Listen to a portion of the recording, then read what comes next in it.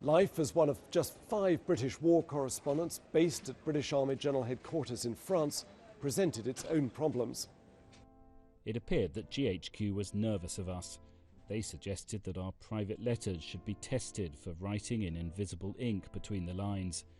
They were afraid that, either deliberately or for some journalistic advantage, or in sheer ignorance as outsiders, we might hand information to the enemy about important secrets. They believed that war was the special prerogative of professional soldiers. Therefore, as civilians in khaki, we were hardly better than spies.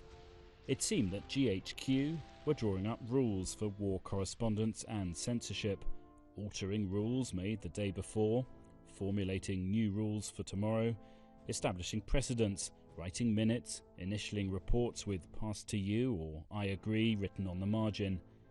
The censors who lived with us and travelled with us and were our friends had to examine our screeds with microscopic eyes and with infinite remembrance of the 1001 rules. Was it safe to mention the weather? Would that give any information to the enemy?